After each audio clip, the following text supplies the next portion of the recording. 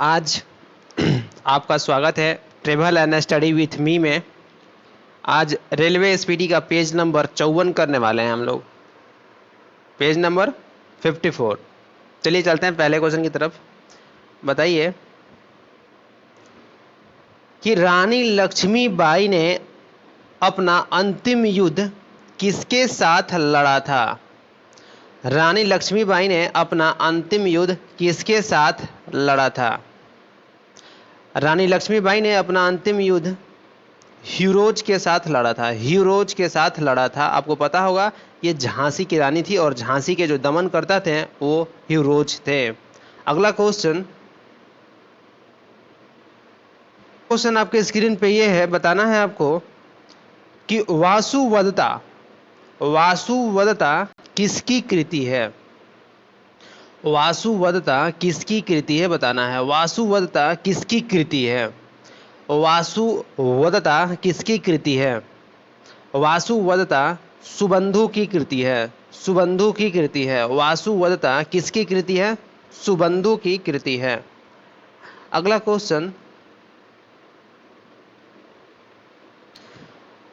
Question बताना है आपको कि भारत के चौथे राष्ट्रपति कौन हैं? भारत के चौथे राष्ट्रपति कौन है बताना है।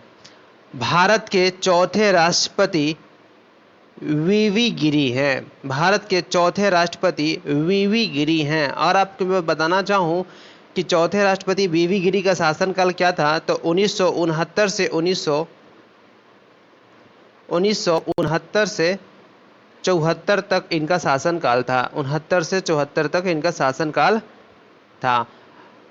चलते अगले क्वेश्चन की तरफ। अगला क्वेश्चन बताना है आपको कि अंग्रेजों ने अपनी पहली फैक्ट्री 1611 में कहां स्थापित की? अंग्रेजों ने अपनी पहली फैक्ट्री 1611 में कहां स्थापित की?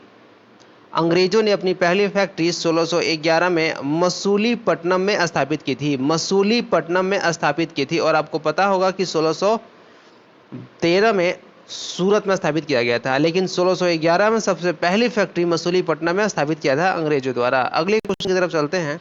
अगला क्वेश्चन बताना है आपको कि सर्वप्रथम पृथ्वी की त्रिज्या को किसने नापा था? सर्वप्रथम पृथ्वी की त्रिज्या को किसने नापा था? सर्वप्रथम पृथ्वी की त्रिज्या को इरेटोस्थनीज ने नापा। सर्वप्रथम पृथ्वी की त्रिज्या को इरेटोस्थनीज ने नापा। इरेटोस्थनीज ने नापा था सर्वप्रथम पृथ्वी की त्रिज्या। अगले क्वेश्चन की तरफ चलते हैं। अगला क्वेश्चन आपको बताना है कि सवाना घास के मैदान कहाँ पाया जाता है? सवाना घास के मैदान कहाँ पाया जाता है? सवाना घास का मैदान अफ्रीका में पाया जाता है। सवाना घास का मैदान अफ्रीका में पाया जाता है। अगले क्वेश्चन की तरफ चलते हैं। अगला क्वेश्चन आपके स्क्रीन पे ये है, बताना है आपको दक्षिण भारत का कौन सा शासक ने हर्षवर्धन को युद्ध में परास्त किया? दक्षिण भारत का कौन सा शासक ने हर्षवर्धन को युद्ध में परास्त किया था बताना है आपको। दक्षिण भारत का पुलकेशिन द्वितीय ने हर्षवर्धन को 624 ईस्वी में हराया था नर्मदा नदी के तट पे। अगले क्वेश्चन की तरफ चलते हैं। अगला क्वेश्चन बताना है आपको कि तेल का सबसे बड़ा निर्यातक देश बताएं। तेल का सबसे बड़ा निर्यातक देश बताना है। तेल का सबसे बड़ा निर्यातक देश सऊदी अरब है। तेल का सबसे बड़ा निर्यातक देश सऊदी अरब है। अगले क्वेश्चन की तरफ। अगला क्वेश्चन, शिक्षा और संस्कृति के लिए कार्य करने वाली संस्था कौन है? शिक्षा और संस्कृति के लिए कार्य करने वाली संस्था बताना है आपको। शिक्षा एवं संस्कृति के लिए कार्य करने वाली संस्था यूनेस्को है। शिक्षा एवं संस्कृति के लिए कार्य करने वाली संस्था यूनेस्को है। और यूनेस्को की स्थापना कब हुई थी आपको बताना है। यूनेस्को की स्थापना 16 नवंबर 1945 को हुई थी।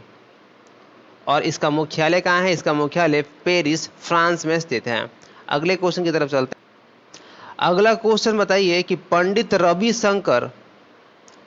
पंडित रविशंकर का संबंध किससे है? पंडित रविशंकर का संबंध किससे है? पंडित रविशंकर का संबंध सितार से है। पंडित रविशंकर का संबंध किससे है? सितार से है, सितार।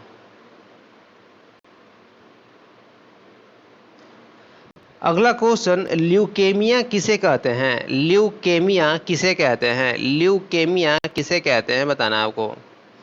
ल्यूकेमिया ब्लड कैंसर को कहते हैं। ल्यूकेमिया किसे कहते हैं? ल्यूकेमिया ब्लड कैंसर को कहते हैं। अगला क्वेश्चन,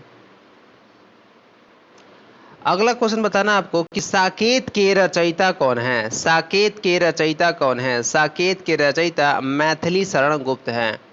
साकेत के रचयिता कौन है? साकेत के रचयिता मैथिली शरण गुप्त हैं। अगला क्वेश्चन, अगला क्वेश्चन बताना है आपको, रोमानिया की राजधानी बताएं। रोमानिया की राजधानी बताएं। रोमानिया की राजधानी बताना आपको। रोमानिया की राजधानी बुखारेस्ट है। रोमानिया की राजधानी बुखारेस्ट है। रोमानिया की राजधानी बुखारेस्ट है। अगला क्वेश्चन, अगला क्वेश्चन बताना है आपको कि जो स्टीपल है, स्टीपल, स्टीपल शब्द किस खेल से संबंधित है? स्टीपल शब्द किस खेल से संबंधित है? स्टीपल शब्द किस खेल से संबंधित है? स्टीपल शब्द हॉर्स रेसिंग से संबंधित है। स्टीपल शब्द हॉर्स रेसिंग से संबंधित है। स्टीपल शब्द हॉर्स रेसिंग से संबंधित है। अगला क्वेश्चन की तरफ चलते हैं। बताना है आपको कि विश्व दूरसंचार दिवस कब मनाया जाता है? विश्व दूरसंचार दिवस कब मनाया जाता है? विश्व दूरसंचार दिवस कब मनाया जाता है?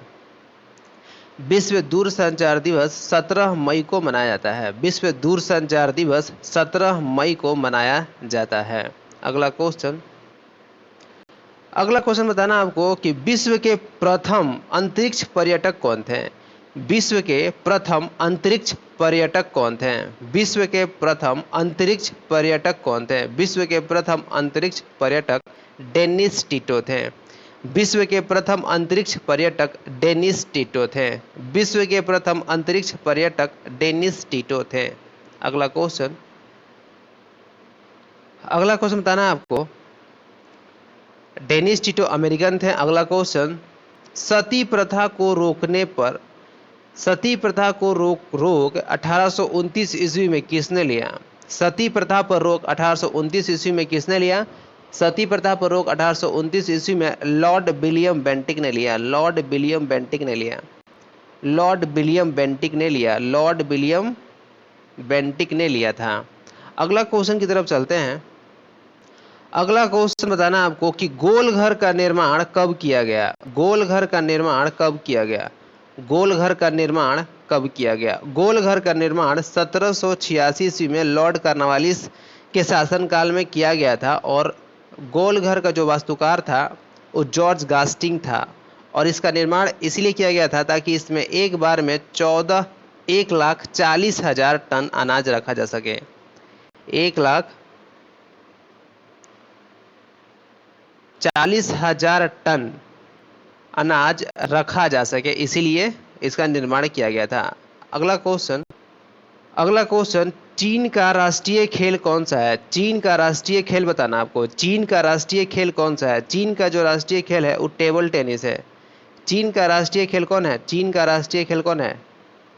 चीन का राष्ट्रीय खेल टेबल टेनिस है। चीन का राष्ट्रीय खेल टेबल टेनिस है। अगला क्वेश्चन, अगला क्वेश्चन बताना आपको कि महात्मा गांधी को केसरे ए हिंद की उपाधि से किसके द्वारा सम्मानित किया गया? महात्मा गांधी को केसरे ए हिंद की उपाधि से, कि महात्मा गांधी को केसरे ए हिंद की उपाधि से किसके द्वारा सम्मानित किया गया?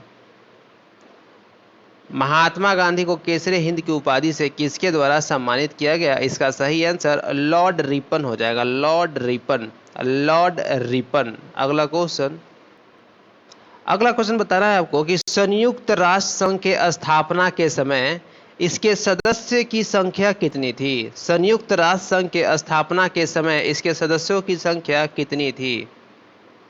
संयुक्त राष्ट्र संघ के स्थापना के समय इसके सदस्यों की संख्या कितनी थी? 51 थी। संयुक्त राष्ट्र संघ के स्थापना के समय इसके सदस्यों की संख्या 51 थी। अगला क्वेश्चन,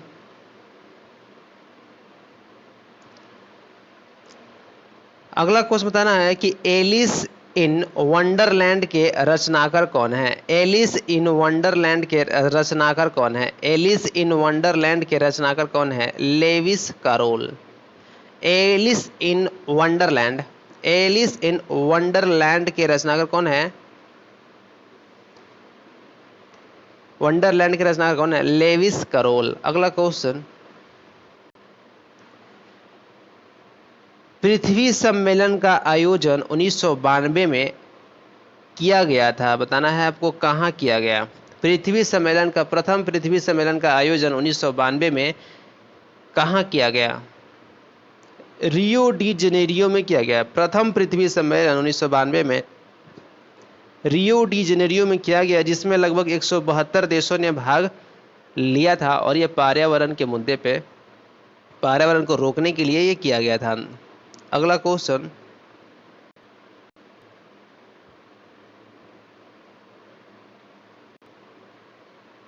मीनाक्षी देवी की मूर्ति कहाँ स्थित है। मीनाक्षी देवी की मूर्ति कहाँ स्थित है। मीनाक्षी देवी की मूर्ति कहाँ स्थित है। मीनाक्षी देवी की मूर्ति मदुरै में स्थित है। मीनाक्षी देवी की मूर्ति मदुरै में स्थित है। मीनाक्षी देवी की मूर्ति कहाँ स्थित है। मदुरै में स्थित है। अगला क्वेश्चन, भारत का दूसरा परमाणु परीक्षण कहाँ किया गया। भारत का दूसरा परमाणु परीक्षण कहाँ किया गया है, बताना है। भारत का दूसरा परमाणु परीक्षण 11 और 13 मई को 1998 में राजस्थान के पोखरण में किया गया था।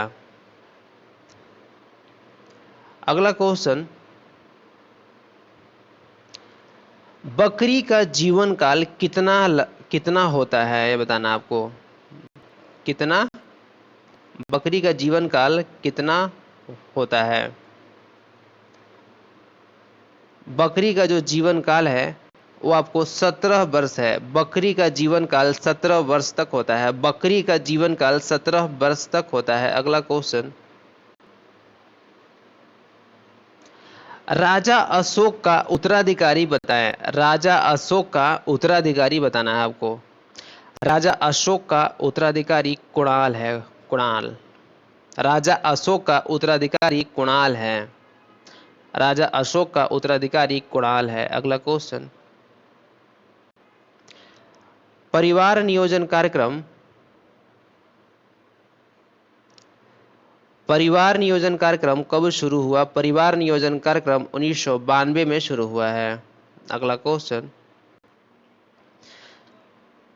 पृथ्वी की आकृति कैसी होती है। पृथ्वी की आकृति कैसी है आपको भी बताना है। पृथ्वी की आकृति कैसी है बताना है। पृथ्वी की आकृति जियाड आकृति है। पृथ्वी की आकृति कैसा है। जियाड।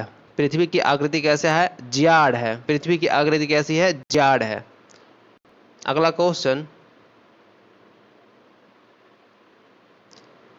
अगला क्वेश्चन, भारत में पहली बार जाति आधारित जनगणना कब की गई। भारत में पहली बार जाति आधारित जनगणना कब की गई। भारत में पहली बार जाति आधारित जनगणना 1931 में की गई। भारत में पहली बार जाति आधारित जनगणना 1931 में की गई थी। अगला क्वेश्चन, काली खांसी के टीके का नाम बताया। काली खांसी के टीके का नाम बताना है। काली खांसी के टीके का नाम डीपीटी है। काली खांसी के टीके का नाम क्या नाम है। डीपीटी। काली खांसी के टीके का नाम डीपीटी। काली खांसी के टीके का नाम क्या है। डीपीटी। अगला क्वेश्चन, टीबी के टीके का नाम बताएं। टीबी के टीके का नाम बताना है आपको। टीबी के टीके का नाम क्या है। टीबी के टीके का नाम बीसीजी है। टीबी के टीके का नाम बीसीजी है। अगला क्वेश्चन, अगला क्वेश्चन कि प्रयोगशाला में किस कांच का प्रयोग किया जाता है। प्रयोगशाला में किस कांच का प्रयोग किया जाता है। प्रयोगशाला में पाइरेक्स कांच का प्रयोग करते हैं। देखिए, इसे याद करने का तरीका है, प से प्रयोगशाला और प से पाइरेक्स कांच। तब प्रयोगशाला में पाइरेक्स कांच का प्रयोग किया जाता है। प्रयोगशाला में पाइरेक्स कांच का प्रयोग करते हैं। अगला क्वेश्चन, हाथी का जीवन काल बताना है। का जीवन काल बताएं। हाथी का जीवन काल 47 वर्ष होता है। हाथी का जीवन काल 47 वर्ष होता है। अगला, परख नली बनाने में किस कांच का प्रयोग होता है? परख नली बनाने में किस कांच का प्रयोग होता है? परख नली बनाने में किस कांच का प्रयोग होता है? मृदु कांच का प्रयोग होता है।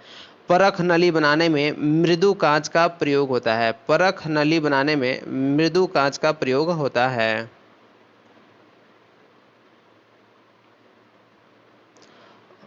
और दोस्तों, आपको पता होगा, आपको अगर जुड़ना है इस चैनल से तो आप travel and study with me को आप सब्सक्राइब कर लें, और आपको डेली इसी तरह के स्पीडी के पेज वाइज पेज क्वेश्चन को प्रैक्टिस कराए जाएंगे, जिससे आपका तैयारी को और बूस्टअप हो सके। Thank you.